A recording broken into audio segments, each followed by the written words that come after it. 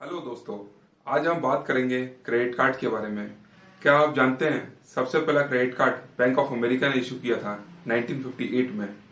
आज हम इस वीडियो के माध्यम से समझने की कोशिश करेंगे क्रेडिट कार्ड होते क्या हैं, क्रेडिट कार्ड के फायदे और नुकसान क्या हैं, क्या आपको एक से ज्यादा क्रेडिट कार्ड रखने चाहिए। तो चलिए स्टार्ट करते हैं। क्रेडिट कार्ड एक ऐसा कार्ड होता है जिससे आप कोई भी फाइनेंशियल ट्रांजेक्शन कर सकते हैं, जैसे कि ऑनलाइन शॉपिंग करना, एटीएम से पैसा निकालना या फिर अपनी कार या बाइक में पेट्रोल डलवाना, ठीक किसी डेबिट कार्ड की तरह। बस फर्क इतना है, जब आप अपना डेबिट कार्ड यूज करते हैं तो वो पैसा डायरेक्टली आपके बैंक अकाउंट से कटता है। वहीं अगर आप क्रेडिट कार्ड यूज करते हैं तो बैंक आपके बिहाफ पे पेमेंट करता है। इसको समझने के लिए एक एग्जांपल लेते हैं। मान लीजिए आपको लैपटॉप लेना है और आपके पास लैपटॉप लेने के लिए पैसे नहीं है, बट आपको लैपटॉप की अर्जेंट रिक्वायरमेंट है और आपके पेरेंट्स इस लैपटॉप के लिए नेक्स्ट मंथ पैसे देने वाले हैं। इस सिचुएशन में आप क्या करेंगे? इस सिचुएशन में आप क्रेडिट कार्ड का यूज कर सकते हैं और इस क्रेडिट कार्ड का बिल आप नेक्स्ट 40 to 50 डेज में रिपे कर सकते हैं। दरअसल क्रेडिट कार्ड एक ऐसा कार्ड है जिससे आप कोई भी चीज इंस्टेंटली परचेज कर सकते हैं और इसका पेमेंट बैंक आपके बिहाफ पे करता है और ये पैसा आपको बैंक को 40 से 50 दिन में लौटाना होता है। अगर ये पैसा आप टाइम पे बैंक को नहीं लौटा पाते हैं तो बैंक आपसे इंटरेस्ट चार्ज करता है और ये इंटरेस्ट नॉर्मल लोन पे लगने वाले इंटरेस्ट से काफी ज्यादा होता है। जनरली क्रेडिट कार्ड एक ऐसा कार्ड है जो बैंक ने आपको लोन के फॉर्म में दिया है, बस फर्क इतना है ये एक प्लास्टिक कार्ड के फॉर्म में है। हर एक क्रेडिट कार्ड की एक क्रेडिट लिमिट होती है। ये क्रेडिट लिमिट ये डिसाइड करती है आप अपने कार्ड से मैक्सिमम कितना पैसा खर्च कर सकते हैं। अगर आपकी क्रेडिट कार्ड की लिमिट 50,000 रुपए है तो आप अपने कार्ड से मैक्सिमम 50,000 रुपए तक ही खर्च कर सकते हैं। आपकी क्रेडिट लिमिट कितनी होगी ये बैंक 3 फैक्टर पर डिसाइड करता है। पहला, आपकी सैलरी। अगर आपकी सैलरी ज्यादा है तो बैंक आसानी से आपकी क्रेडिट लिमिट ज्यादा दे देता है क्योंकि आपकी रिपेमेंट कैपेसिटी भी बढ़ जाती है।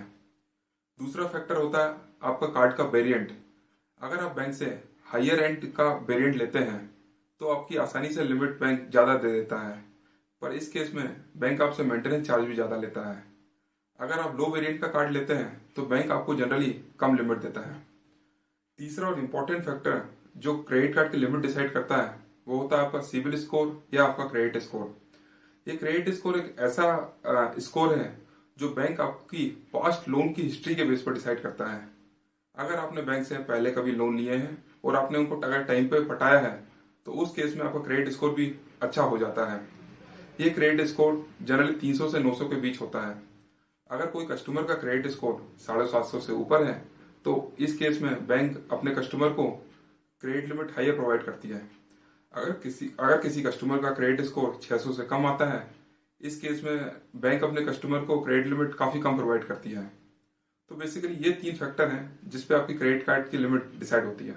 अब बात करते हैं क्रेडिट कार्ड के फायदे के बारे में।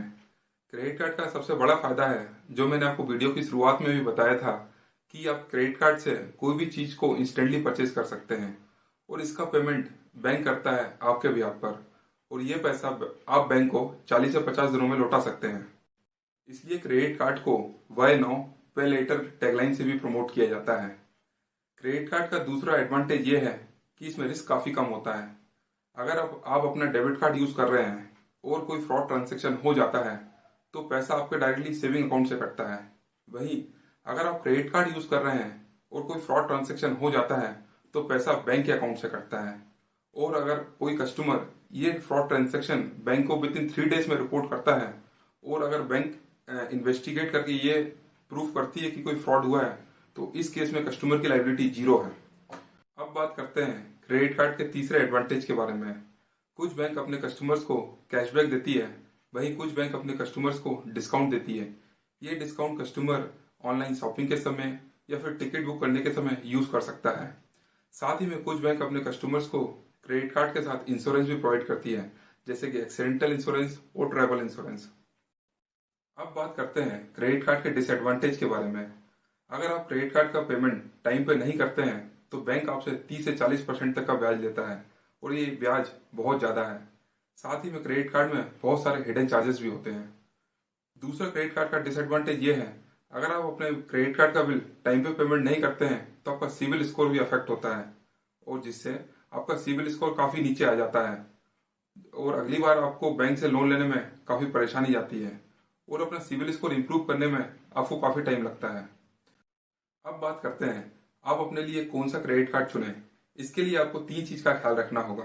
पहला, कौन सा क्रेडिट कार्ड आपको ज्यादा डिस्काउंट, कैशबैक और कम से कम हिडन फीस के साथ मिल रहा है, आपको वो क्रेडिट कार्ड चुनना चाहिए।